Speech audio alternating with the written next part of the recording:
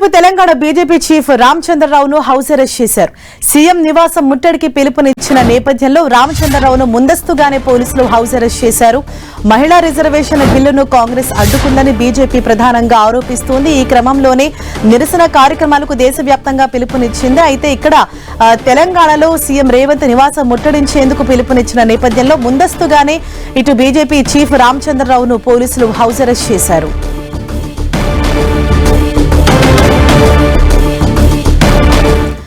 మహిళా రిజర్వేషన్ బిల్లును కాంగ్రెస్ అడ్డుకుందని చెప్పేసి నిరసిస్తూ ఇవాళ దేశవ్యాప్తంగా బీజేపీ నిరసనలకు పిలుపునిచ్చిన నేపథ్యంలో తెలంగాణలో కూడా ఇప్పటికే రామచంద్రరావును హౌస్ అరెస్ట్ చేశారు.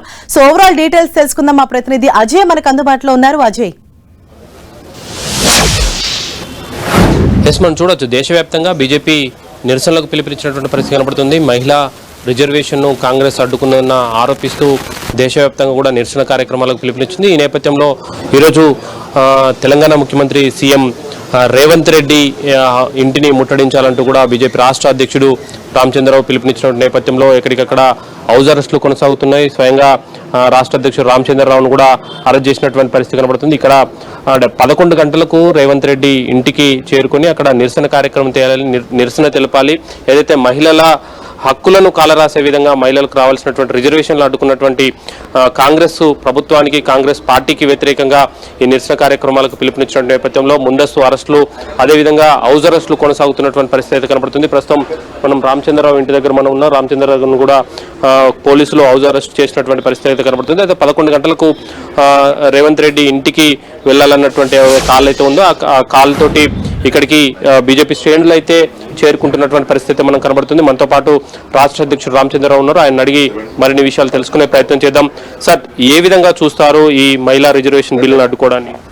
ఇప్పుడు ఇది ఒక విధంగానూ మాట్లాడేటప్పుడు మీ మహిళా రిజర్వేషన్ వ్యతిరేకం కాదంటారు. ఈ మహిళా రిజర్వేషన్ వ్యతిరేకం కాదంటూ కూడా 32 సంవత్సరాల నుంచి దాదాపు పివి నరసింహారావు గారి తర్వాత వచ్చినటువంటి ప్రభుత్వాలన్నీ కూడా గతంలో వాళ్ళు ఉన్నప్పుడు కూడా, అంతకుముందు కూడా రాజీవ్ గాంధీ దగ్గర కానీ, మన్మోహన్ సింగ్ గారు కానీ, అంతకుముందు దేవేగౌడ కానీ ఎప్పుడు కూడా రిజర్వేషన్ మేము ఏదో రకంగా కాంగ్రెస్ పార్టీ మిత్రులే అడ్డుకుంటున్నారు. కాంగ్రెస్ పార్టీ తెచ్చినప్పుడు కూడా ములాయం సింగ్ యాదవ్, లాలూ ప్రసాద్ యాదవ్ అడ్డుకున్నారు. ఈసారి కూడా వాళ్ళే అడ్డుకున్నటువంటి ప్రయత్నం చేశారు వాళ్ళు. సో కాబట్టే ఈ రకమైనటువంటి ఒక కాంగ్రెస్ పార్టీ ఇండియా అలయన్స్ మహిళలకు వ్యతిరేకమైనది స్పష్టంగా కనబడతా ఉంది. ఏం వ్యతిరేకం చేసే అవసరం ఏముంది? నీకు ఎట్లయినా డీలిమిటేషన్ చేయాల్సి ఉంది కదా. డీలిమిటేషన్ కూడా మీకు వ్యతిరేకం చేయాల్సింది ఏముంది? అయినా కూడా కాంగ్రెస్ పార్టీ గుర్తుపెట్టుకోవాలి, ఇది ఇక్కడ 2/3 మెజార్టీ రావాల్సినట్టుగానే మీకు పార్లమెంట్లో సరైన బలం లేకున్నా కూడా కావాలని రాజకీయాల కోసం ఎన్నికల్లో లబ్ధి, ఇప్పుడు జరిగేటువంటి రాష్ట్రాల్లో జరిగేటువంటి ఎన్నికల లబ్ధి కోసమే ఈ బిల్లును తీసుకొచ్చారు. మీకు పూర్తి స్థాయి బలం లేకున్నా కూడా దీన్ని ప్రవేశపెట్టారనేది కాంగ్రెస్ ఆరోపణ. ఇది వాళ్ళు అట్లా అనుకుంటే మళ్ళీ 2023లో వాళ్ళు బిల్లు సపోర్ట్ చేశారు కదా.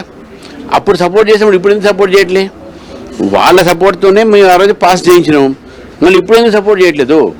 మేము అనేది అదే, వాళ్ళు అప్పుడు సపోర్ట్ చేశారు కాబట్టి ఈసారి కూడా సపోర్ట్ చేస్తారని మేము అనుకున్నాము. మీరు చేయలేదు అంటే మోసం చేశారు వాళ్ళు. ఏంటంటే మహిళలకు వాళ్ళకు రిజర్వేషన్లు ఇవ్వటం ఇష్టం లేదు. ఫస్ట్ ఇది ముందు నేను చెప్తున్నాను.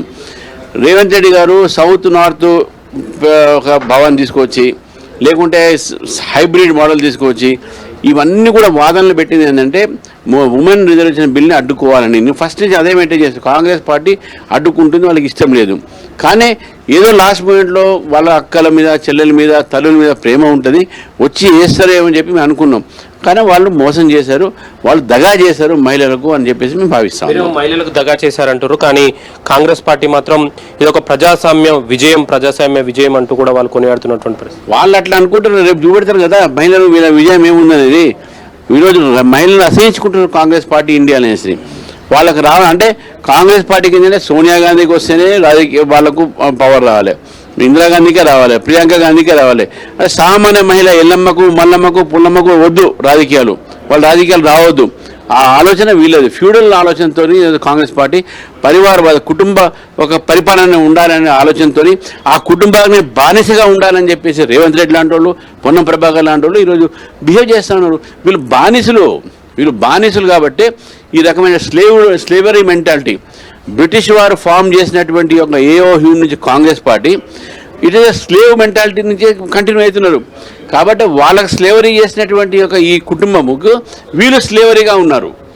ఇది మనం చూసుకోవచ్చు. ఏదైతే ఫ్యూడల్ మెంటాలిటీ తోటి కాంగ్రెస్ ప్రభుత్వం, కాంగ్రెస్ పార్టీ వివరిస్తుందని ఇక్కడ రేవంత్ రెడ్డి, పొన్నం ప్రభాకర్ లాంటి వాళ్ళు కూడా అదే ఆలోచనతో మహిళా బిల్లును అడ్డుకునే ప్రయత్నం చేస్తున్నారు. వాళ్ళకు మహిళలకు రిజర్వేషన్ రావడం ఇష్టం లేదంటూ కూడా బీజేపీ రాష్ట్ర అధ్యక్షుడు రామచంద్రరావు ఆరోపణలు చేస్తున్నటువంటి పరిస్థితి మనకు కనబడుతుంది.